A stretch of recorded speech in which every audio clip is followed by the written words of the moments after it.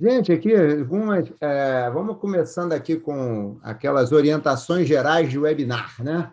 Orientações gerais de webinar. Os microfones estão fechados, a gente pede que eles fiquem fechados para evitar microfonia, tá? Os vídeos, quem puder abrir, quem não tiver nenhuma restrição, a gente agradece, que é legal a gente ver, olhar, saber, ou conhecer, ter um contato visual com a plateia, então, por favor, quem puder, é bacana. Perguntas são muito, muito, muito bem-vindas, tá? Podem fazer aqui no chat, tá? Hoje nós temos fazendo o host aqui desse webinar o João Pedro, que eu já aproveito para agradecer aqui o trabalho aqui do João Pedro já, tá aqui conosco. O João Pedro vai estar fazendo aqui a triagem das perguntas, tá? E a gente vai combinando aqui a gente vai fazendo um esquema WhatsApp aqui para fazer a triagem, tá? Aqui conforme o chat esteja andando, e a gente vai encaminhando, tá? Perguntas que, por algum motivo, as perguntas podem ser feitas ao longo, sim, da apresentação, tá? A gente, se tiver o momento correto, aquela pergunta encaixar com o tema, a gente já tenta encaminhar na hora, senão a gente tenta deixar para o final, tá bom? Se por algum motivo não conseguir responder todas as perguntas, a gente tenta aguardar aqui, passa para o Binelli, para o João Peixoto, e aí eles vão vendo aqui, conforme a disponibilidade deles, eles vão responder, tá? Bem, então essas são as regras gerais, tá? Então, bem-vindos a todos aqui. Começando aqui a parte de apresentações, meu nome é Hudson Bessa, tá? Eu sou o sócio responsável pela HB Escola de Negócios, tá? A gente funciona como uma comunidade de professores, na verdade, uma comunidade de profissionais que gostam de dar aula, profissionais que têm amor pela educação, pelo aprendizado e acreditam que o aprendizado pode transformar e que o mercado financeiro com pessoas com boa formação vai ser mais eficiente e cresce mais. Então, eu tenho a sorte aqui de ter o Binelli e o João Peixoto aqui comigo nessa empreitada, tá? E a gente, inclusive, está com um curso de FDIC aí, muito bacana, né, com um viés de gestão e o dia a dia do FDIC, tá? Durante aqui o nosso conversa, o João Pedro vai estar mandando para vocês o link aqui do curso, para quem quiser conhecer, tá? Eu trabalhei muitos anos na Ambima, e depois saí da Ambima, entrei para a vida acadêmica, né? Fiz doutorado na USP e tal, na verdade fiz doutorado ainda na Ambima, depois saí para a vida acadêmica e montei esse projeto e tal. Hoje gosto muito de mercado de capitais, eu acho que é uma excelente alavanca para o crescimento do Brasil, os produtos têm uma sofisticação que não são, uma sofisticação diferenciada no mercado, o FDIC é um desses produtos que eu acho que é apaixonante, né? E aí, para falar desse produto, nada como dois especialistas e praticamente, ou se não, pioneiros, vou dizer praticamente pioneiros, né? Que é o João Peixoto e o Ricardo Binelli. Então, vou pedir para eles se apresentarem aqui para a gente poder dar início. Começando aqui pelo meu amigo João Peixoto. Ok. Obrigado, Hudson. Pessoal, boa noite a todos. Meu nome é João Peixoto, eu sou fundador e CEO de uma gestora de recursos de terceiros, uma gestora independente, que é a Ouro Preto, e sou pioneiro desse mercado de FDIC aí, junto com meu amigo Binelli, tá? É um prazer estar aqui a convite do Hudson, junto com o Ricardo Binelli, e a gente faz a gestão aqui, a gente tem mais ou menos uns 8 bilhões sob gestão e fazemos a gestão de 80 FDICs, cerca de 80 FDICs, mas eu estou nesse mercado aí desde o início, né? O FDIC começou, foi por uma resolução do Conselho Monetário Nacional em 2001 e 2002 que começaram os primeiros FDICs, 2002 são 3 primeiros FDICs, então nós estamos fazendo 10 anos aí do produto, e eu estou nesse mercado desde o início, né? Eu e o Binelli aí, e já fizemos uns 300 fundos já, e então acho que a gente tem bastante experiência aí para participar desse webinar aqui, tá? E passo a palavra aí para o Binelli. Por favor, Binelli. Maravilha. Obrigado, Hudson, pelo convite. Mais uma vez, parabéns pelo esforço, pelo desejo de estimular conhecimento em relação à FDIC. João, companheiro de muitos anos, um craque no mundo dos FDICs. A gente, além de amigos, somos parceiros de negócios, ainda que em casas diferentes, mas que levantamos juntos a bandeira desse instrumento que, de fato, tem um potencial para contribuir com o desenvolvimento, com o aumento da oferta de crédito no Brasil, reduzir um bocado as ineficiências que existem no mundo do crédito, quando a gente está pensando no tomador, e uma ferramenta poderosíssima para entregar a relação risco-retorno para os investidores. Então, assim como o João, a gente aqui na Solis tem a gestão de alguns FDICs, assim como temos a gestão de alguns dos principais fundos do nosso mercado que compram cotas de FDICs. Então, atuamos tanto na gestão como no investimento. Então, assim, só tenho a fazer, parabenizar vocês pelo desejo de ter mais conhecimento, participar dessa iniciativa do Hudson, porque é um produto que vai cada vez mais participar da atividade econômica brasileira, seja do lado do crédito, seja do lado do investimento. Obrigado, João. Obrigado, Binelli. Gente, só avisando a vocês, nosso horário aqui é até 18h30, talvez um atraso regulamentar de 5 minutos, não mais do que isso, tá? Porque a gente sabe que as rotinas são bem apertadas para todos, né? Então, para avisar aqui. Bem, a gente até, obviamente, tem um pequeno roteiro aqui, não que a gente siga o roteiro assim, detidamente, né? Mas eu acho que aqui, considerando aqui que a gente não sabe exatamente o nível da plateia, eu começo com a primeira, que eu vou pedir, portanto, para o João quanto o Binelli falarem um pouquinho sobre, começando pelo João, por que o FDIC, João, é um bom instrumento? Por que se chegar alguém para você e falar, João Peixoto, eu estou precisando de crédito, não sei o quê, por que você diria para o cara fazer um FDIC, João? Hudson, você pode olhar o FDIC sob 3 perspectivas aí, né? Do investidor, do tomador de crédito e do estruturador do FDIC, né? Claro, a pessoa que estrutura o FDIC pode ser uma consultoria de crédito, uma empresa de fomento mercantil, você tem o pessoal, a própria gestora, né? Então, ele está ali para a gestora, é um negócio, né? Você faz a gestão do fundo e recebe por isso, tá? Do ponto de vista do investidor, como o FDIC ele é uma desintermediação bancária, então o FDIC, obviamente, vai conseguir oferecer uma taxa de retorno, uma taxa de investimento, né? um rendimento melhor para o investidor, né? Porque o FDIC, se você entender que o mercado de crédito está concentrado na mão de 5 bancos, grandes bancos, e que eles não têm dificuldade em captar recursos, então, se você for fazer um investimento num banco, o banco vai te oferecer um CDB lá que paga menos do que o CDI, né? Que vai pagar 80% do CDI. Já se você for investir em FDIC, qualquer FDIC vai te oferecer 120%, 130%, 140% do CDI. Então, para o investidor, sob essa perspectiva do investidor, o retorno é muito melhor, né? Então, é uma oportunidade para o investidor. E para o tomador de crédito, exatamente por ser uma desintermediação bancária, por ser uma estrutura enxuta, tá? Depois a gente pode até discutir isso aqui. O FDIC é uma espécie de mini banco sem os custos, né, absurdos de uma estruturação de uma instituição bancária, né? Que tem um custo regulatório, tributário gigante, né? Então, para o tomador também, ele vai conseguir, tem condições de ele conseguir um crédito normalmente mais barato, né, para o tomador do que se ele for tomar nos grandes bancos ali, e você tem o FDIC também, ele tem uma outra característica, tá? Que o FDIC, assim, o que está acontecendo com o mercado de crédito? O mercado de crédito está deixando de ser um mercado bancário e indo para o mercado de capitais via FDIC, né, que é uma securitização de crédito. Mas tem um outro fenômeno, que é a pulverização, que é mais ou menos o que acontece hoje na internet, o que acontece em relação às grandes empresas de mídia, né, de comunicação, né? As pessoas não estão mais comprando os grandes jornais ou assistindo as grandes empresas de televisão, elas estão entrando no YouTube e cada um escolhe, né? Então, está tendo uma pulverização de informação. O que está acontecendo com o crédito também é que ele está migrando do mercado bancário para o mercado de capitais, por meio de companhias securitizadoras ou fundos de investimento, como fundos de crédito, como FDIC, ou até fundos de renda fixa, e ele também está vendo uma pulverização e especialização do crédito.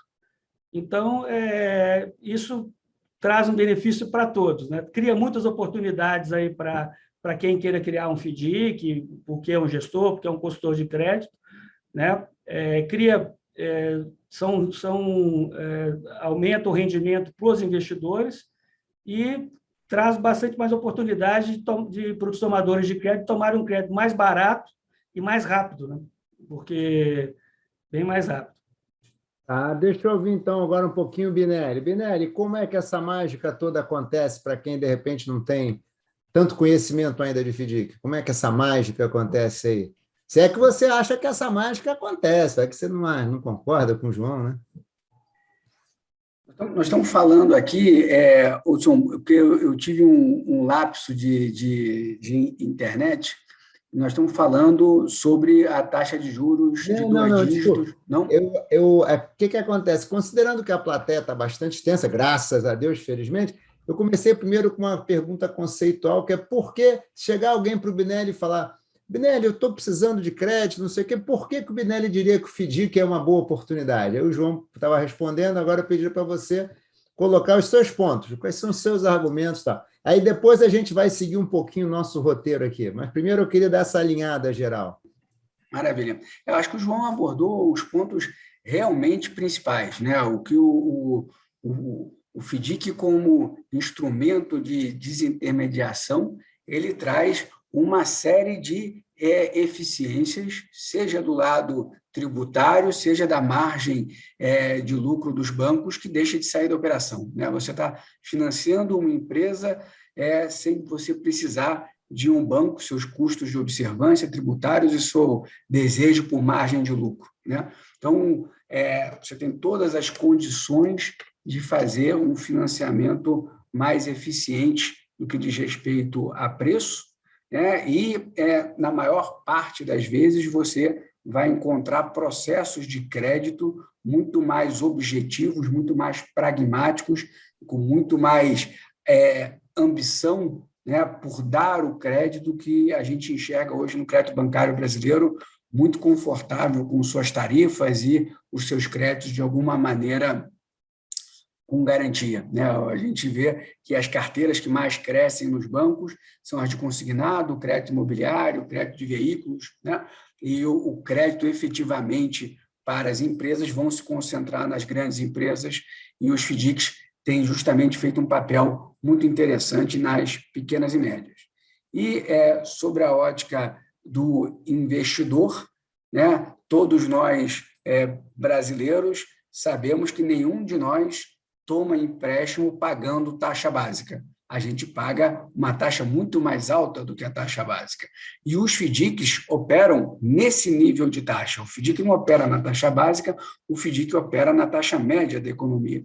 Então, o FDIC ele tem matéria-prima, ele tem capacidade de remunerar bem o investidor, mas faz isso associando um ferramental de proteção que a gente não encontra em nenhum outro instrumento de investimento de crédito no mercado brasileiro, né? Então, o FDIC, sobre a ótica do investidor, entrega uma relação risco-retorno. Quando a gente está falando de renda fixa, é impossível de se encontrar em outro lugar, né? Então, se fosse para dizer para alguém, né, como é que ele se aproxima do crédito, seja na ponta tomadora, seja na ponta investidora, eu teria muita dificuldade de apontar um caminho que não fosse o FDIC. Bom, beleza. Bem, acho que demos uma alinhada no porquê gostamos tanto desse instrumento, porque estamos falando dele.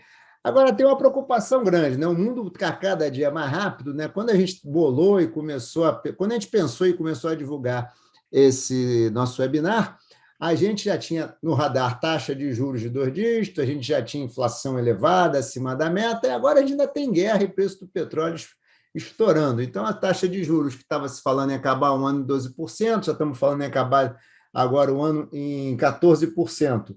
E aí eu queria, começando aqui, falando um pouco do nosso tema principal aqui, começar aqui, João.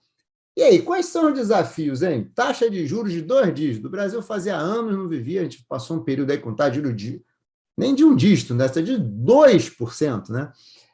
Taxa de juros real negativa. E agora está na realidade que é uma taxa de juros de 2 dígitos, caminhando aí talvez para os 14%. Quais são as perspectivas para o FDIC aí, João, nesse cenário? Hudson, na verdade, Eu já estou, eu sou até meio velhinho aqui, mas eu nunca vi taxa de juros baixa no Brasil e nunca vi uma inflação muito baixa, tá? Então, se você pegar os últimos 30 anos, aí, 35 anos, sempre a taxa de juros esteve muito alta. Foi uma grande exceção esse curto período de taxa de juros baixa, que chegou a 2%, e é considerado que foi um erro, né, do Roberto Campos Neto, né, baixou a taxa de juros para 2%, que foi um exagero, chegou a uma taxa de juros inferior à inflação, ficou durante um certo período, o que é muito ruim ali, foi até muito ruim. No mundo ideal, né, o que seria o ideal? A taxa de juros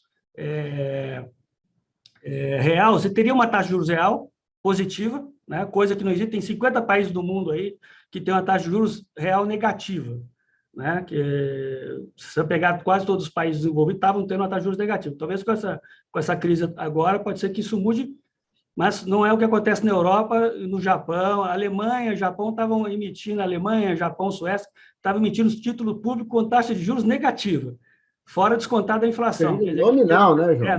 Nominal negativa. Então, no mundo ideal, a taxa de juros, a situação ideal para o Brasil seria uma inflação dentro daquele limite de inflação, dentro da meta inflacionária, no máximo 3%, 4%, 4,5%, e mais 2% de juro real aí, né? Então você teria um juro nominal aí de 6%, né? 7%, 8%, né? Com uma taxa. Então, isso para mim seria o ideal.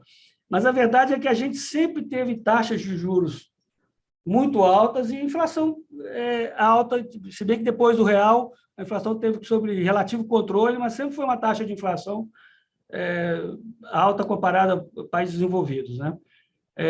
Então, eu acho que 8%, 9% é bom até, né? Não é nada assustador, 10%, hoje está em 10%, e os FDICs têm crescido muito, até melhorou a situação, porque quando estava 2%, as pessoas estavam indo para o mercado acionário, eles estavam fugindo da renda fixa, estavam fugindo até do crédito privado, os investidores. Os investidores estavam ali meio perdidos, né? Sei lá o que eles estavam fazendo, acho que tinha uma parte dos investidores estavam colocando, talvez, em ativos seguros e outros se arriscando mais, talvez no mercado de ações, investimento no exterior.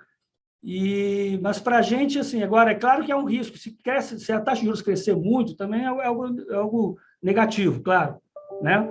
Mas não me assusta uma taxa de juros alta, como nós estamos vendo agora, 10%, até porque a inflação está alta também, né?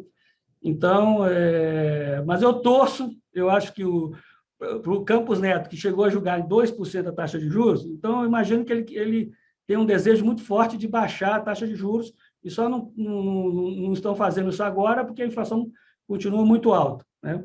Embora eu discorde também dessa ideia de que você consiga controlar a inflação por meio da taxa de juros. Também discordo dessa ideia, né? Mas não vamos discutir isso agora. Mas eu acho que eu torço para que a taxa de juros fique nesse patamar, depois caia um pouco, né? E quem sabe um dia se aproxime desse mundo ideal aí.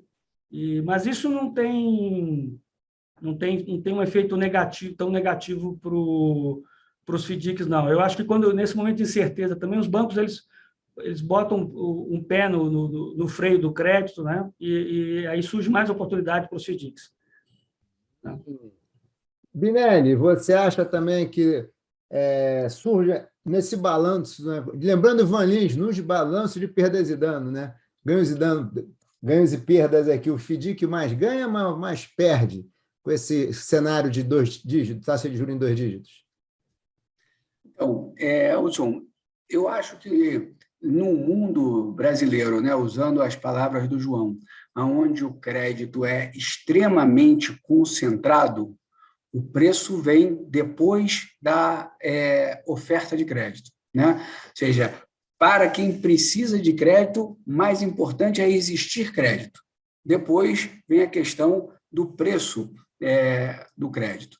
Então, o que a gente percebe aqui nos nossos FDICs é que esse aumento da taxa de juros tem conseguido, né, ser repassado, os gestores, consultores especializados, têm conseguido, com mais ou menos velocidade, repassar esse seu preço para os seus tomadores, para os seus clientes. E a gente percebe, por outro lado, que nesse tamanho de taxa que a gente vem praticando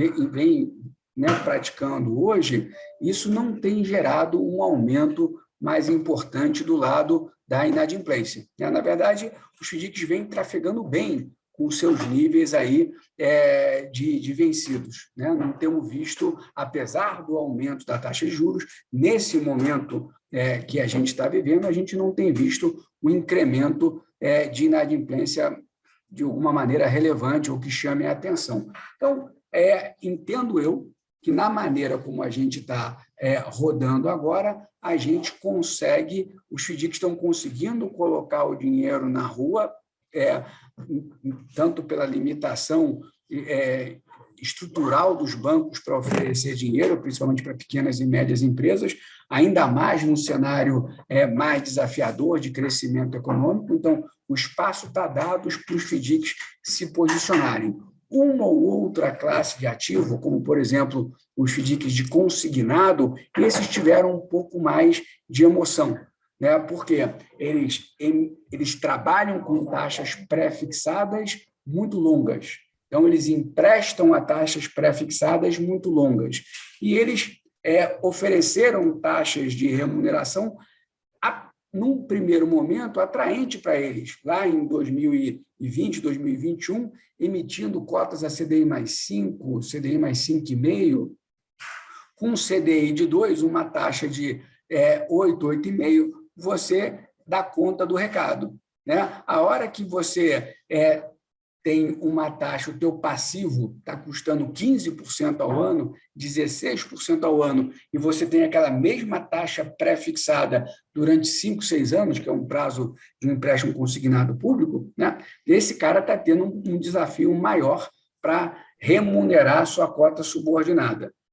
Mas me parece ser um caso mais específico. Todo mundo que tem uma carteira mais revolvente, que consegue repassar preço para os seus clientes, está usufruindo desse momento de juros mais alto.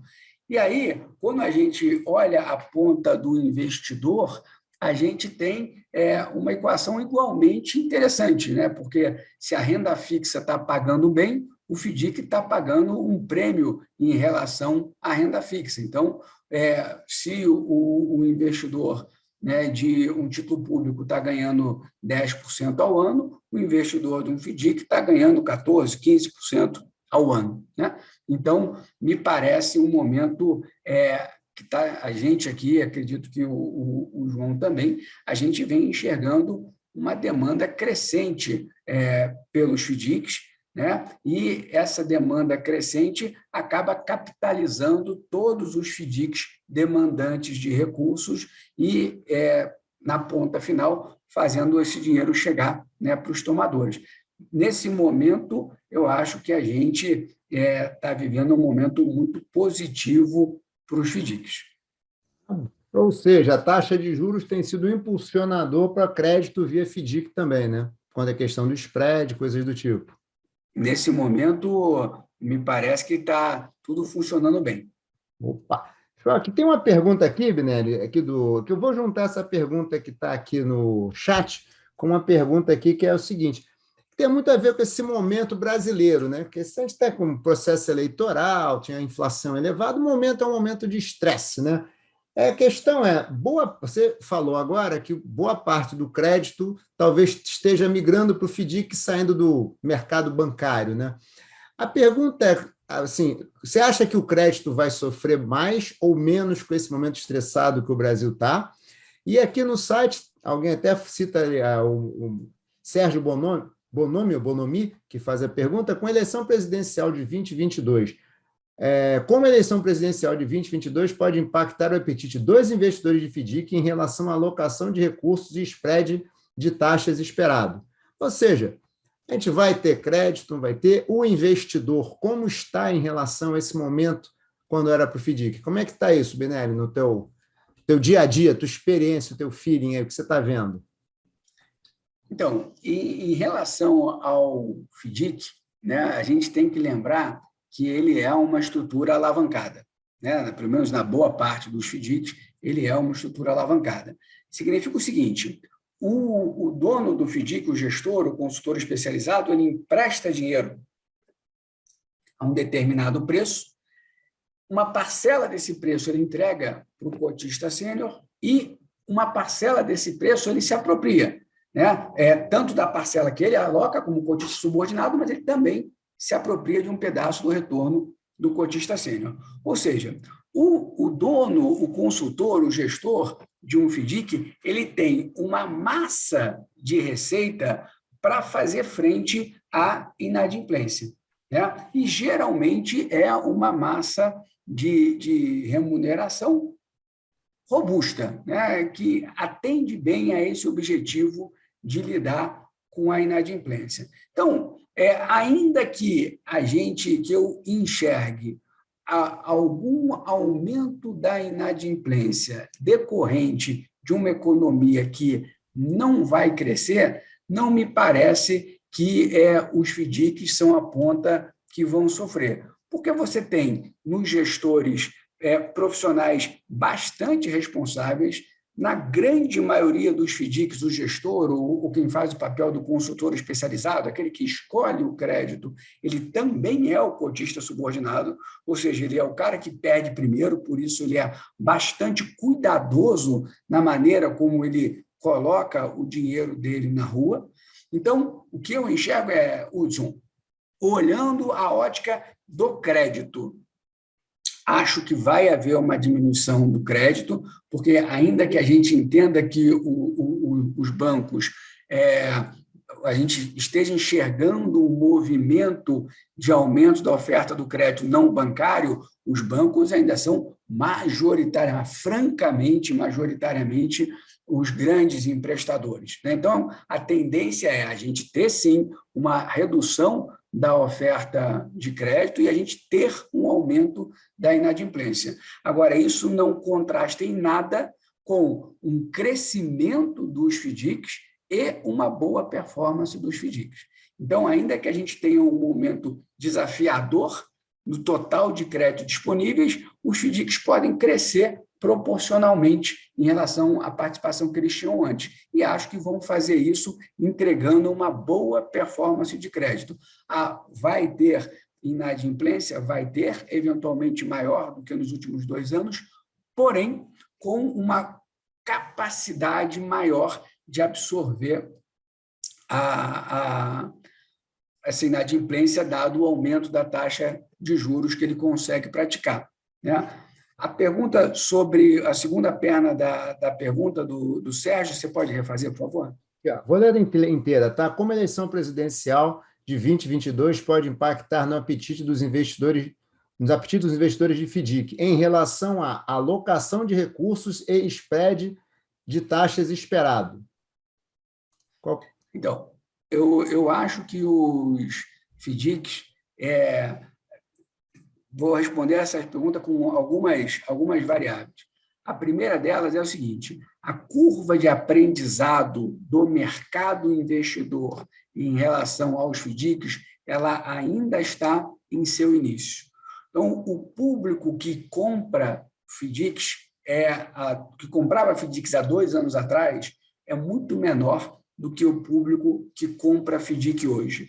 E cada vez que você tem esse aprendizado da qualidade da relação risco-retorno que os FDICs agregam, mais investidores entendem como esse instrumento tem capacidade de agregar Sharpe, né? O Hudson vai saber melhor do que eu, ou seja, ele retira a volatilidade das carteiras e ele agrega retorno às carteiras. E qualquer gestor de recursos, quando ele tem uma primeira vivência com os FDICs, ele percebe isso. Então, o que a gente... Desculpa, e tem uma outra componente mais específica, né, mais técnica, que é, dentro de um fundo de investimento, o FDIC não sofre marcação a mercado, ou seja, ele é um instrumento que não tem volatilidade. Você comprou ele a CDI mais 4, ele vai ser precificado a vida inteira a CDI mais 4 dentro da carteira, né? Então, a hora que você tem um ativo que gera retorno, tem proteção do crédito e não tem volatilidade em termos de marcação, ele é um instrumento extremamente interessante para um momento desafiador, seja ele qual for. Pega o comportamento do mercado acionário, dos multimercados, na greve dos caminhoneiros, no impeachment da Dilma, em fevereiro e março do ano passado, de 2020, e compara com a volatilidade de um fundo que compra a cota de FDIC. Né? É maluco, é completamente desproporcional. A volatilidade de um fundo que compra a cota de FDIC é perto de zero. Né? Então, o investidor, o gestor de recursos, cada vez mais tem essa percepção. Então, na minha leitura aqui, um cenário de desafiador do lado da volatilidade, ele é um cenário que gera interessados para o mercado de FDICs. Vamos lá, João, o que você acha aqui? O Binelli, se eu entendi bem, ele aposta, né? Ele tem uma tese, né? Aliás, com experiência larga, né, Binelli? Não é uma tese que se urdiu essa tese hoje, né? Vem de anos de experiência, de que o FDIC acaba sendo um instrumento de crédito que, em momentos estressados, de taxa de juros mais altos, acaba trazendo oportunidades, que é um pouco que você tinha falado, que ele tem uma robustez intrínseca nele, com subordinação e outros instrumentos de proteção que criam um colchão que absorve até momentos de aumento de inadimplência. Me corrige se eu estiver errado, Binelli, só para tentar fazer um resuminho para passar a bola para o João. Você está na mesma linha, João? Hudson, só pegando a pergunta aqui do Sérgio, né? Por favor. Fez duas perguntas aqui. Também. Ele falou da eleição, né? O que a eleição afeta? Bem, a gente sabe que todo ano de eleição é um ano de estabilidade, né, econômica, porque o governo gasta muito, gera inflação, o governo federal, e gera muita estabilidade, porque você não sabe quem é que vai ganhar, você não sabe qual que vai ser a política do novo presidente, né? É bom lembrar que, por exemplo, mesmo depois do plano cruzado, lá quando o Lula foi a primeira campanha do Lula, a primeira vez que ele ganhou a eleição, a taxa de juros chegou a 22%, né? Na época do Armínio Fraga lá, porque isso era o Lula paz e amor, né? Imagina um Lula agora mais raivoso, então vai haver vai ter muita estabilidade aí nos próximos 6 meses, 5 meses aí por conta dessa disputa eleitoral aí pela presidência, né? Agora, eu não acho que isso não afeta tanto os FDICs e não afeta a captação, porque à medida que o FDIC for se tornando conhecido também, né, porque o FDIC ainda é um instrumento pouco conhecido no mercado, né, ele tem, como o Binelli falou ali, ele tem uma grande vantagem em relação à renda fixa, que é basicamente título público e papéis de emissões de banco, né, que ele paga muito mais, né, porque, em termos de rentabilidade. E ele tem uma grande vantagem em relação ao mercado acionário e outros ativos que têm uma grande volatilidade, né? Então, e a estrutura do FDIC é uma estrutura muito bem assim, bolada, né? Muito bem, uma arquitetura excelente por conta das cotas subordinadas que estão ali que é como se fosse uma renda variável que suporta né, a first loss, né? Suporta qualquer perda. E a cota sênior é um ativo de renda fixa, né? Mas um ativo de renda fixa que paga uma rentabilidade superior aos ativos de renda fixa tradicionais do mercado, que são os títulos públicos e os papéis de emissão de banco ou as debêntures das grandes companhias, né? Então, eu acho que a tendência o FDIC vai crescer do mesmo jeito, tá? Mas eu acho que o que mais impulsiona o mercado de FDIC é esse fenômeno da pulverização do crédito, de você ter iniciativas, né, que vão criar que estão criando, que estão abrindo várias pessoas, várias consultoras de crédito, várias gestoras, criando as suas próprias nichos, né, de mercado, nichos para explorar ali. Então, acho que, respondendo aí as duas perguntas do Cé, a gente vai ter muita estabilidade, certamente, né? Os próximos 6 meses aí vai ser ruim sob esse ponto de vista aí de estabilidade econômica, mas isso não deve afetar o FDIC, as captações. Acho que não vai, né? Mesmo que a taxa de juros suba um pouco mais, a inflação vai certamente não vai abaixar por conta dessa questão certamente o governo vai ter que abrir a torneira um pouco mais. Então, vai ter essa questão, esse embate, esse risco, saber se há o risco do concorrente, se a gente não sabe nem se vai ter, aí se vai viabilizar uma terceira via, mas o Lula vai causar também uma preocupação, né? Porque, pelo menos, o Bolsonaro já se conhece, né? Então, já está precificado. O novo Lula não tá, ainda tem um grau de incerteza, na minha opinião, né? Então, é isso. Tá. Vamos ter que ver, né? Mas, de qualquer jeito, assim, parece assim, vocês dois convergem no fato de que, mesmo que o crédito como um todo, né, na economia recue, por conta desse estresse, os FDICs ainda vão receber aportes, né? Talvez não mesmo, na mesma velocidade, mas continuam recebendo porque é uma porta, digamos, um fluxo, né? É um financiador a um custo muito menor, né? Um custo menor que o financiamento bancário, que acaba pegando oportunidade. Nessa linha, João, o que você tem visto aí como assim, quais têm sido as grandes oportunidades de negócio com o FDIC? Quais setores da economia, quem vem demandando FDIC e por quê? Putz, eu acho que todos os setores, né? Que essa característica. Espalhado assim hoje? Todos os setores. Eu estava vendo aqui, você tem FDICs de cartões de crédito, FDIC de stress assets, né? Que são créditos estressados, FDICs de fomento mercantil, FIAGRO, que é uma coisa que foi autorizada há 6 meses. FIAGRO vai crescer muito, né? Porque tem a vantagem tributária, né? Tem a isenção, então o FIAGRO vai bombar. FDICs que compram crédito oriundos de ações judiciais, né? E todo mundo sabe que a justiça no Brasil não funciona. O cara fica 20 anos ali para receber um crédito, o cara fica 10 anos para receber um crédito, a pessoa que move uma reclamação trabalhista, uma ação trabalhista, fica 5, 6, 8, 10 anos.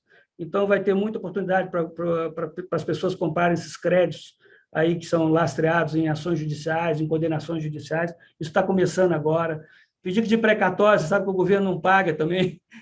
Nossa, então tem muito FDIC de precatórios crescendo, home equity, né? Basta ver Acreditas aí, que tem FDICs aí, né? Então, assim, a característica do FDIC é exatamente essa pulverização de iniciativas, né? Atendendo que não é tanto a demanda que gera o FDIC, é mais ou menos os estruturadores do FDIC, gestores, consultores, empresas, né, que enxergam, construtoras, empresas de todo o setor, né? Tem indústrias que veem no FDIC uma oportunidade de gerar crédito, de fornecer crédito para fornecedores, de financiar os seus clientes. Então, por exemplo, você pega uma rede de concessionárias de veículos, né? Ela pode montar um FDIC para financiar as vendas dos veículos dentro da sua rede, né? Em vez de deixar aquilo por conta do mercado bancário tradicional. Então, assim, por conta dessa, assim, essa diversificação de iniciativas de crédito, que eu acho que o FDIC, dentro de 7 anos, vai representar metade do mercado de crédito do Brasil. Ô, João. Isso é projeção do crescimento dos últimos 3 anos. Projetando o crescimento do FDIC em volume, hoje tem mais de 300 bilhões em FDIC, 1.000 e poucos FDICs, 1.500 FDICs. Eu acredito que dentro de 7, 8 anos nós teremos aí uns 4.000 FDICs, que são como se fossem 4.000 bancos, pequenos bancos, né? 4.000, 5.000 FDICs e cerca de 2 trilhões ou 2 trilhões e meio. Eu assim, projetando o crescimento, que eu acho, pode ser que não aconteça, mas Mas eu estou fazendo uma simples projeção do crescimento dos últimos 3 anos. Que é uma coisa... Então, eu acredito que a gente vai chegar a isso. É impactante, né? Vou pedir para o Binelli comentar um pouquinho sobre a questão de onde estão as oportunidades, comentar um pouquinho que você falou, João, que eu achei interessante, que muitas vezes não é o investidor que vem procurando um FDIC, é quem precisa do crédito, que está estruturando. Como é que essa demanda do FDIC surge? Né? Também ainda está assim. Além de falar um pouco dessa expectativa, dessa projeção ousada do João, de que vamos ter metade do crédito, pode ser, tomara que seja verdade. Fala um pouquinho, Binelli, de onde é que tem vindo as oportunidades aí do FDIC? Onde é que são os negócios assim, inovadores? O que você está vendo? Bom, acho que a gente tem um segmento muito tradicional no mundo dos FDICs, né, que são os FDICs multicedentes, multissacados, que é uma classe de ativo para a qual a gente teve, durante muito tempo, um preconceito do mercado investidor, né? Tanto porque os gestores, os consultores que tocam esses FDICs são do segmento de fomento mercantil, que durante algum momento da nossa história foi visto com uma visão mais preconceituosa, mas também pelo fato de a gente ter tido alguns dos raríssimos problemas com FDICs acabaram acontecendo nesse segmento de forma nenhuma em razão do instrumento, mas pelas pessoas que estavam lá envolvidas. Só que, de um tempo para cá, o mercado, inclusive de segmentos muito conservadores, vem entendendo a relação risco-retorno dos multicedentes multissacados como muito positivo. Afinal de contas, o cara que escolhe o crédito, né, ele está diretamente envolvido nessa atividade, ele é também o cotista subordinado, então ele tem um desejo, um intuito, um empenho para que as operações sejam bem feitas, né? Então, no momento onde a gente espera uma retração bancária, eu enxergo os multicedentes multissacados ganhando um espaço, principalmente porque nos últimos 2 anos eles tiveram um período um pouco mais complicado. Em 2020, por todo o conservadorismo diante da dramaticidade da pandemia, né? E em 2021, porque o mercado investidor de renda fixa voltou para valer a investir em renda fixa no segundo semestre do ano passado, né? Então, esse seria o ano onde os multicedentes multissacados estão se capitalizando e, do lado das suas operações, eles estão lidando com um mercado concorrente bancário mais retraído em virtude com as preocupações. Mas, assim, acho muito legal a visão do João e concordo muito com ela, com um charme incrível dos FDICs, que é justamente a capacidade de você ter uma pulverização gigantesca de lastros. Basta você ser criativo, né? Então, além desses lastros todos que o João comentou, vale a pena falar das companhias de serviços públicos que fizeram seus FDICs. Então, no momento de contas públicas apertadas, você enxergar uma companhia de água e esgoto cedendo as suas contas de água para um FDIC, uma coisa que já aconteceu algumas vezes, tem tudo para acontecer de novo, né? E a gente, assim como coisas, né, o João tem um fundo assim, do qual eu sou investidor, financiou o pay-per-view de um clube de futebol, né, antecipou um pay-per-view para um clube de futebol, uma super ideia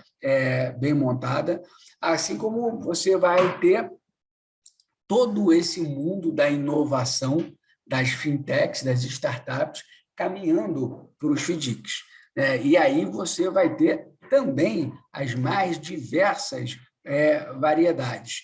É o crédito consignado privado, oferecido por uma fintech, uma cota de um financiamento e uma compra de cotas de consórcio canceladas, você vai ter o crédito parcelado para a pessoa jurídica, o desconto de duplicata num nível de empresas muito menor do que aqueles que os multicedentes multissacados tradicionais opera, além de toda a diversidade possível que você pode criar de recebíveis vinculados a arranjos de pagamento, né? Então, realmente, eu acho que não vamos ter problema de oferta de FDICs, porque, de novo, é um instrumento muito eficiente dentro de um ecossistema de crédito brasileiro muito ineficiente.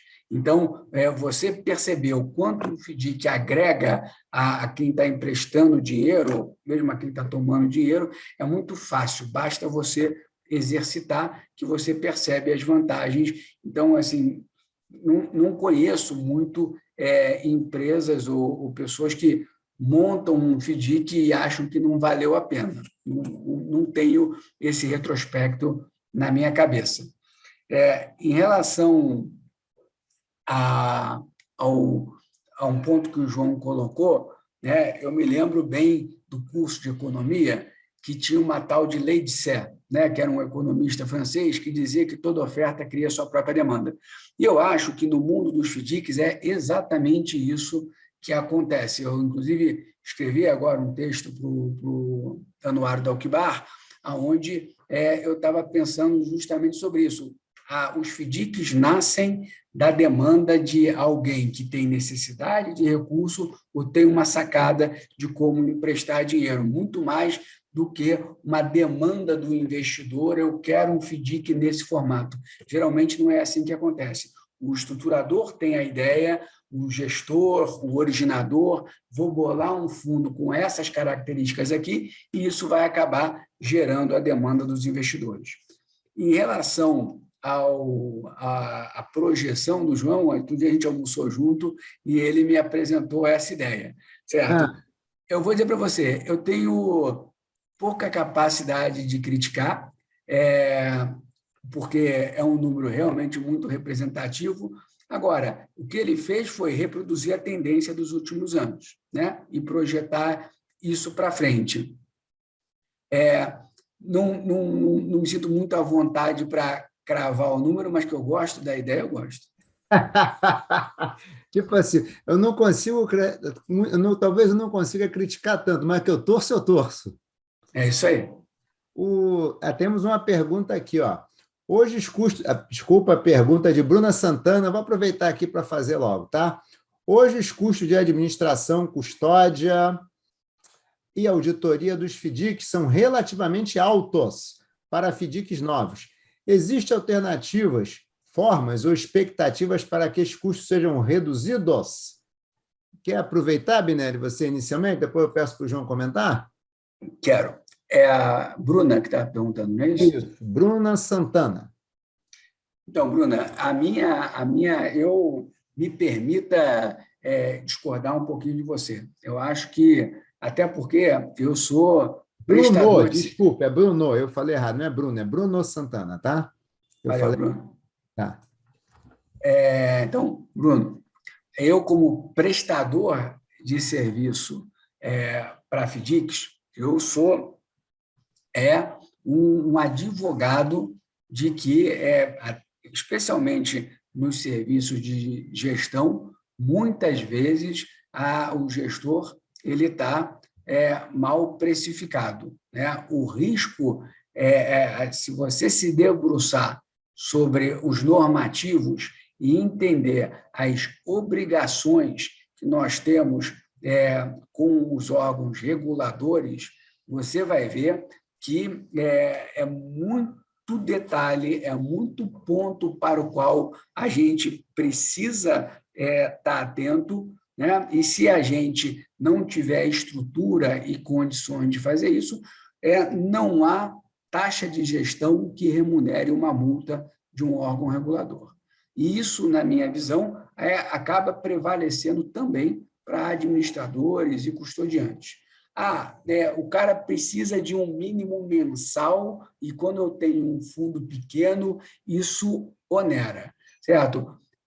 Eu acho que assim, cabe a você negociar com o teu administrador. O que a gente faz aqui na Solis é assim, tem um projeto em que a gente confia, então vamos montar uma fase de ramp-up, né? Ou seja, um período de crescimento da carteira, e aí a gente, nesse período, faz uma condição privilegiada. Mas, sinceramente falando, a hora que eu vejo a complexidade dos processos que os prestadores de serviços têm que ter, gestor, administrador, custodiante, o nível de responsabilidade que a gente tem e o retorno que os cotistas subordinados têm nas operações, eu não acho que a economia, que a eficiência, ela deve vir da redução dos custos dos prestadores de serviço. Ela vem de você conseguir dar escala ao teu negócio. Essa é a minha visão, talvez esteja puxando um pouco a brasa para a minha sardinha, mas qualquer um de nós aqui que em algum momento encarou uma supervisão da CVM, uma supervisão da Anbima, vai entender que o nível de detalhamento dos questionamentos que são feitos para serem devidamente superados, você precisa ter um serviço de qualidade. E aí eu vou colocar outras duas coisas. Eu, como investidor, eu sou um dos maiores investidores de FDIC do mercado brasileiro. Eu não, a Solis, a minha empresa. A gente vai selecionar o administrador do FDIC aonde a gente vai investir. Então, gente que eventualmente vai fazer barato, mas não entende do riscado, não vai receber um aporte de dinheiro meu. Certo? E eu, como gestor, sei que o investidor vai valorizar o FDIC, ou seja, vai se dispor a aportar no FDIC em que a Solis for gestora. Ou seja, por reconhecer o trabalho que eu faço, o investidor vai trazer funding, vai trazer financiamento para o seu FDIC. Então, sinceramente, eu acho que a briga por retorno ela vem muito mais da originação do que do aperto de custos dos prestadores de serviço. João, por favor, coloque seu ponto. Não, na verdade, né, Bruno, o valor, o custo é baixo, é muito baixo. O problema é que o FDIC permite que operações que tenham um volume muito pequeno de recursos. Tá? E vai ter uma inovação aí, que a CVM está fazendo, né? Que vai ter uma nova... João, só um minutinho. Aproveita que você está respondendo. Foi para o Binelli, mas você já está com a bola? O Ricardo Nogueira está perguntando, complementando o Bruno, mas as securitizadoras não têm outro perfil de custo de estruturação e operação? No mesmo bolo da questão de custo, aproveita, depois se o Binelli quiser arrematar. Não, pois você tem na verdade, legislação assim, regulamentada, você tem só dois tipos de securitizadora, que é a imobiliária e a agrícola, que só pode emitir CRI e CRA, diferente. Quando as pessoas fazem uma securitizadora que foge desse modelo, aí tem uma série de questões que muitas vezes eles não respeitam. Por exemplo, para você... É comum fazer securitizadora para emitir debêntures e a debênture ter lastro em recebíveis. Só que isso não é exatamente uma operação de securitização, porque debênture é simplesmente você está emitindo um ativo com garantia real, que é os recebíveis, né? E para você emitir debêntures para uma securitizadora, ela teria que ser uma companhia classe B, de categoria B, registrada na CVM, uma companhia aberta, e teria que, para emitir, e teria que fazer registro das ofertas públicas das debêntures. Normalmente, essas securitizadoras, elas desrespeitam tudo isso. Então, e elas são tributadas pelo lucro real. As securitizadoras são tributadas pelo lucro real. Então, acaba que essas securitizadoras não deveriam competir com o FDIC. Elas só conseguem competir com o FDIC porque, às vezes, elas desrespeitam certas regras, né? Essas regras. Mas pode ser que no futuro aí haja uma regulamentação, eu acho que isso aí está para ser feito, uma regulamentação, né, que crie novas categorias de securitizadora. Mas o fato é que a securitizadora mesmo, que tem uma legislação específica, é a imobiliária, né, e a agrícola. Tá?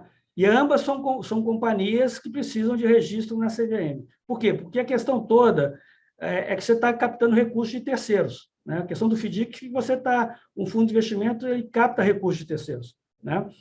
E as pessoas, às vezes, fazem uma securitizadora, começam a captar recursos de terceiros através de debêntures, pega lá 200 debenturistas, 300 debenturistas, só que não entende que, para você captar você teria que fazer uma oferta pública das debêntures. Portanto, você teria que seguir a legislação da CVM, porque você está fazendo uma oferta pública de valores imobiliários, né, que é as debêntures. Mas, muitas vezes, eles desrespeitam isso.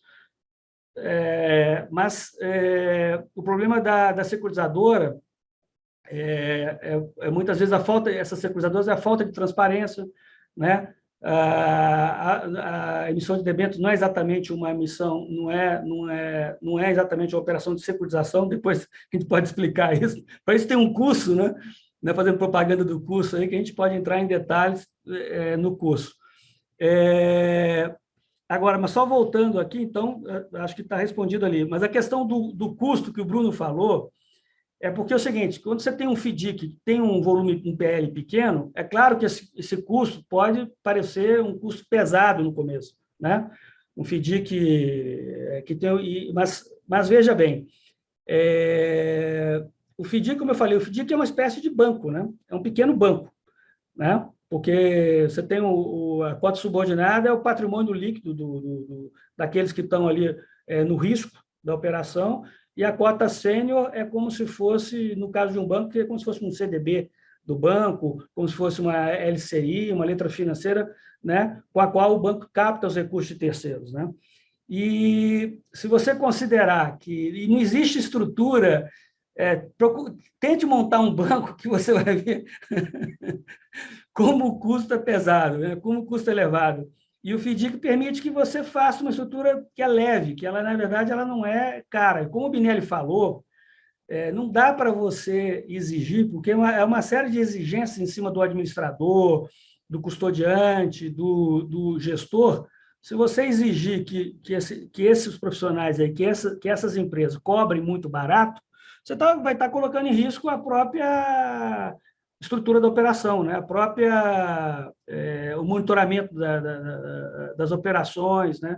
Porque há uma série de obrigações que eles precisam cumprir, né? Tanto da regulação da CVM como da autorregulação da Anbima, né? Agora, quando o FDIC começa a crescer, o PL do FDIC começa a crescer, essas despesas aí, que são as despesas normais do FDIC, elas vão se diluindo, vão ficando cada vez menores, né? Então, o que o FDIC tem que fazer? Tem que começar, mesmo que o FDIC comece com um volume pequeno de patrimônio, o que ele precisa fazer é crescer, né? Ele tem que crescer para poder, né? Só que vai ter, talvez aqui na frente a gente possa falar das mudanças que vão ocorrer, daqui a pouco vai ter sim um jeito de reduzir esses custos. Bem, vamos lá. A gente tem, na verdade, a gente está com o horário em cima. Então, eu vou fazer uma última pergunta, a não ser que o Binelli queira fazer um complemento em relação à pergunta do Ricardo. Desculpa, Binelli. O meu único ponto, que eu acho que o João colocou muito bem, que eu deixei escapar aqui, que assim, é o olhar do investidor, né? O FDIC, a ideia da securitizadora, ela vai funcionar para family and friends, certo? Ou seja, eu tenho aqui um núcleo de pessoas próximas a mim que confiam na minha capacidade de emprestar dinheiro, então eu vou montar uma securitizadora. Agora, se a gente está falando de dinheiro para valer, né? Se a gente está falando de dinheiro, sabe, de investidor, o investidor vai exigir um nível de governança que não existe na securitizadora, existe no FDIC, né? Então, assim, eu acho que precisamos pensar num plano, né, para a montagem de um FDIC cujo objetivo é chegar num tamanho que os custos se diluam. Essa me parece que é a solução para essa questão dos custos. Não acho que tem muita margem para se apertar os custos de hoje. Gente, vamos lá. Como a gente já está aqui 18h30, eu vou fazer uma pergunta que o João já começou ali a responder, então até vou pedir para ele começar, que a gente tem mas vou pedir assim, que em 5 minutos vocês, se possível, óbvio, né? Também não adianta vocês consigam a gente falar um pouquinho sobre o que esperar aí com a nova regulação da CVM, né? Acho que podia o João começar e depois o Binelli complementar. A gente tem agora uma instrução nova, né? Deve estar saindo aí para vigorar a partir do segundo semestre, do primeiro semestre do ano que vem. E o que a gente pode esperar? Pois é, vou ser breve aqui, né? Aí o Binelli complementa, por causa do horário, né? assim, provocado um pouco pela lei de liberdade econômica, né?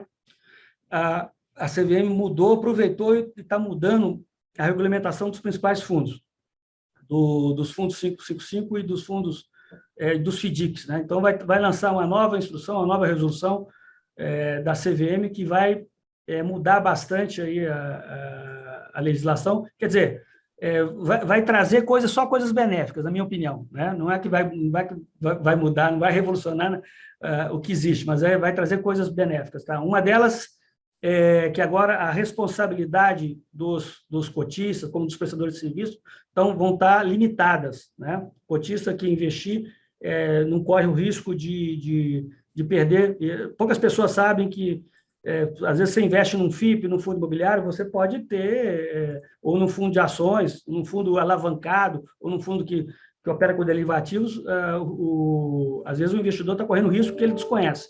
E hoje o risco vai estar limitado, você pode colocar no regulamento, né? O prestador de serviço também vão ter as suas responsabilidades limitadas ao desempenho de suas funções. Outra questão é que o FDIC vai ser aberto para investidor de varejo. Também eu não sei se as pessoas que estão aqui ouvindo sabem que o FDIC hoje é um fundo que só pode investir no FDIC um investidor qualificado, que é um investidor que tem mais de R$1 milhão, né, investido no mercado financeiro, que não deve ter mais do que 500 mil pessoas no Brasil. E aí você vai ter FDICs que vão poder ser abertos para investidores de varejo. Então, isso vai ampliar muito o número de investidores para FDICs, vai ajudar mais ainda o FDIC, esse tipo de fundo, a crescer no mercado. Depois, uma outra mudança é que, em regra, todo fundo de investimento não pode ter segregação de ativos. E essa mudança vai permitir que você faça um fundo muito grande e segregue os ativos. Dentro de um fundo, por exemplo, um mega FDIC, você vai poder ter vários FDICs segregando os ativos, né? E segregando determinado grupo de ativos, relacionando a determinadas classes do fundo, né? Que seriam subclasses. Então, você vai poder ter isso, vai fazer que vai baratear o custo do FDIC, porque você vai poder pegar, às vezes, fazer um FDIC, começar um FDIC com 100 milhões, simplesmente juntando 5, 6 iniciativas de crédito, FDICs menores, o que hoje não é possível. Né? Então, isso vai acabar tendo um impacto aí que o Bruno estava questionando aí, vai ter um impacto nos custos e vai ser mais um fator que vai alavancar mais ainda essas iniciativas de crédito. Porque, como eu falei, e o Binelli até concordou aí, a grande sacada do FDIC, o que motiva o FDIC, né, é a criação, alguém querer criar, né, uma oportunidade de crédito, ou estruturar alguma operação de crédito, né?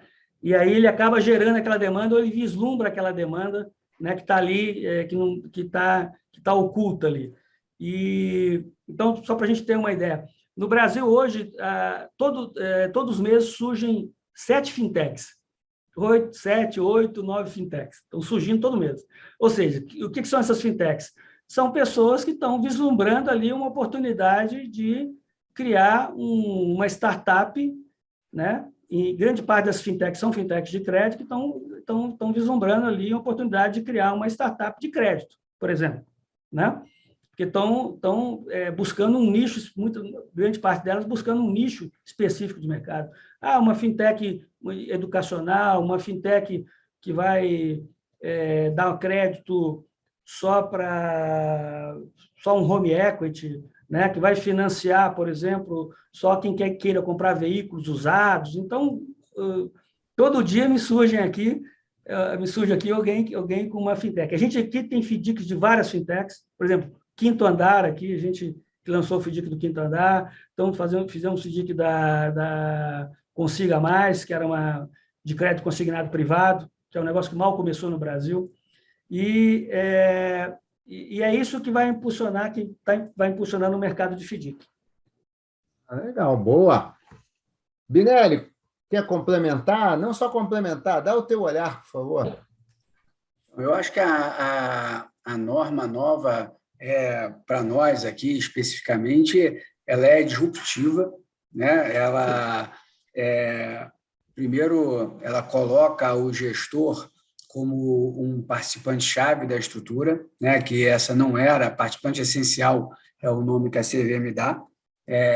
Nos FDICs, essa era uma atribuição dividida entre o administrador e o custodiante, né? Então, o gestor passa a ser responsável por uma série de iniciativas que antes ou eram do administrador ou eram do custodiante, né? Então, isso, ao mesmo tempo que aumenta muito o nosso trabalho, o nosso dever de diligência, ele nos dá evidência, né, e nos coloca na capacidade, nos dá a perspectiva do investidor de como é que a gente consegue contribuir para o produto ir bem até o final. Então, acho esse aspecto bastante interessante.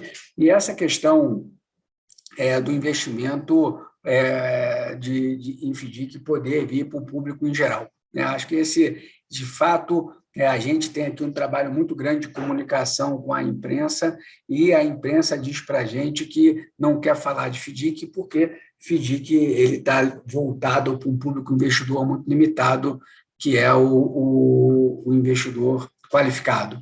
E a hora que a gente tiver o produto sendo ofertado para público em geral, a gente vai ter aí sim, a gente a probabilidade da estatística do João, da projeção do João se materializar, aumenta, né? Porque a hora que você tem o público em geral podendo comprar, vários gestores de fundo de renda fixa hoje não compram FDIC, né? Não é só o investidor direto em FDIC. Gestores de recursos que poderiam ter FDICs nas mais diversas estratégias não têm, né? E vão poder passar a ter, se o fundo dele for um fundo de público em geral. Então, eu enxergo um grande dinamizador do FDIC, essa vinda da norma nova. Eu acho que os outros pontos o João já colocou bem, tem uma série de outras novidades, mas são técnicas específicas para caramba, eu acho que já agrega um pouco aqui ao nosso debate. Certo, certo. Gente, assim, eu vou ter que pedir desculpas aqui, o debate está ótimo, mas a gente já está aqui com o tempo estourado. Tinha até mais algumas perguntas que a gente tinha aqui entre nós, combinado aqui, que a gente vai ter que também não vai conseguir passar. Eu queria pedir aqui para o João e para o Binelli se despedirem aqui para eu fazer o encerramento. Pois é. Então, Hudson, eu agradeço o convite e eu espero ter respondido satisfatoriamente as perguntas aí, e espero encontrar parte do pessoal que participou do webinar no nosso curso aí, que o Binelli daremos aí na HB. Binelli, por favor. Hudson, mais uma vez, obrigado pela oportunidade e pelo teu estímulo ao debate com o FDICs. João, prazerzão a gente estar junto. Espero realmente ter mantido vocês atentos e refletindo sobre as oportunidades que os FDICs podem gerar para cada um, como consultores, gestores, investidores, originadores de crédito. Realmente é um instrumento com muito valor a agregar. E qualquer dúvida adicional, os contatos o Hudson tem, o LinkedIn, estão à disposição. Bem, vamos lá, gente. Então, primeiro, eu que agradeço ao João e ao Binelli aqui pela essa parceria de longa data aqui nesse projeto HB, sempre dando aula, sempre trazendo ideia. E falar de FDIC aqui, para mim, além de ser um prazer, eu acho que é um mega produto. Estou esperando realmente, daqui a pouco o varejo vai poder estar comprando e vai ter acesso a mais um excelente produto e um produto de crédito diversificado muito bom.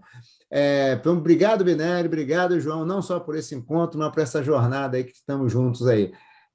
Sobre o curso, algumas pessoas estão perguntando aqui, o nosso curso, João Pedro, que dia que começa mesmo, João Pedro? 29? Dia 29, primeira turma, dia 29 de março. Dia 29. A HB, a gente tem uma filosofia de fazer cursos curtos, tá? Então, os nossos cursos são sempre cursos de... A gente está fazendo todos os cursos por Zoom, são 2 horas por aula. Esse curso é um curso de 6 aulas, portanto, um curso de 12 horas, tá? E nessas 6 aulas, o João Peixoto e o Ricardo Binelli vão falar muito do que falamos aqui, da sua experiência. É muito bate-papo, no sentido de bate-papo, não bate-papo de bar, é bate-papo como a gente está aqui, né? Muita pergunta, muita interação, e eles vão responder várias questões. A gente vai aprofundar aspectos de estruturação, aspectos de gestão, aspectos relativos às novas regras. questões de segurança, robustez do produto, é uma visão realmente da gestão, da administração, da estruturação e uma visão do investidor também não deixa de ser, como o Binelli falou, ele também é um investidor também. Então, ele também tem uma visão de investidor, um investidor profissional, mas um investidor. E esse é o nosso objetivo, é trazer uma visão do FDIC, que não é o que é um FDIC, como é um FDIC, isso é importante sim, mas o nosso curso está no nível de explicar por que o FDIC é importante, por que o FDIC pode ajudar o seu negócio, por que o FDIC traz oportunidade de crescimento para o seu negócio. Então, o curso começa agora no dia 29, são 6 aulas de 2 horas, como é a nossa filosofia, vocês vão ver que todos os nossos cursos entrarem lá no nosso site, vocês vão ver que todos os cursos são cursos de 6 aulas, 8 aulas ou 10 aulas, no máximo a gente tem 12 aulas, no máximo que a gente faz, tá? Então, como falou o João, como falou o Binelli, eu espero vê-los, ou alguns de vocês, espero que vocês estejam lá para conversar com o João e com o Binelli sobre esse produto que é um mega produto. Realmente eu acho um produto muito bom e que tem muito a crescer. E eu torço para a estimativa do João estar certa também, Binelli. Eu também não tenho condição de criticar, mas eu posso torcer. É isso aí. Né? Então é isso. Mais uma vez, obrigado a todos que deram aqui o prazer de aparecer aqui e conversar conosco hoje. Mais uma vez, obrigado, João. Obrigado, Binelli. E espero vê-los, alguns de vocês, pelo menos, no nosso curso. Gente, boa noite para todos. Tá bem? Bom final de semana que está chegando aí. Tchau, João. Tchau, Binelli. Tchau para todos. Valeu, gente. Um abraço para vocês. Obrigado, João Pedro. Obrigado aí pelo host, hein? Um abraço, pessoal. Muito obrigado por tudo. Abraço. Tchau, tchau.